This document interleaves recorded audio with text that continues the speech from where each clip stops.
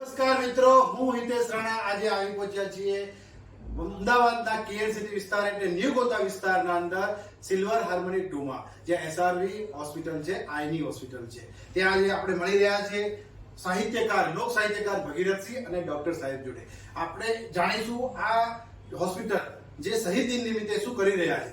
ભગીરથસિંહ અને ડોક્ટર સાહેબ, આપનું હાર્દિક સ્વાગત છે. આજે આપણે શહીદ દિન ઉજવી રહ્યા છો એ વિશેની થોડી માહિતી આપવા.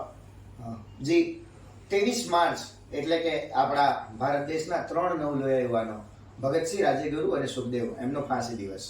આવા અનેક નવલોયા યુવાનો કે જેને ઘટમાં ઘોડા થનગને અને આતમ વિજે પાંખ અણદીઠેલી ગોમમાં થઈ યુવન માંડે આંખ. આવા યુવાનોએ પોતાના રક્તનું બલિદાન આપી અને ભારત દેશને આઝાદી અપાવી. આવા યુવાનોની યાદમાં વર્ષોથી 23 માર્ચને શહીદ દિવસ તરીકે ઉજવાય છે અને 23 માર્ચ થી 29મી માર્ચ આ અઠવાડિયાને શહીદ વીક એટલે શહીદોને યાદ કરવા માટેનું અઠવાડિયું છે.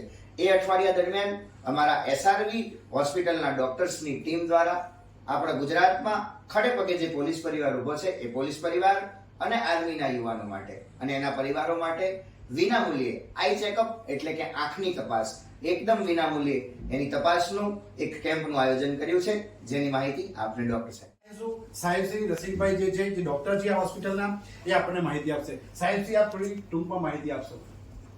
મિત્રો, હું ડોક્ટર રસિક પાટડિયા, એસઆરવી આંખની હોસ્પિટલ તરફથી ગુજરાત પોલીસ પરિવાર તથા આર્મી પરિવારના દરેક સભ્યોને આ કેમ્પનું જે આયોજન કરેલ છે એનો લાભ લેવા નમ્ર વિનંતી કરું છું અને જે નીચે દર્શાવેલા નંબર ઉપર અપોઇન્ટમેન્ટ લઈને આંખનું ચેકઅપ કરાવવા આવું તમારે.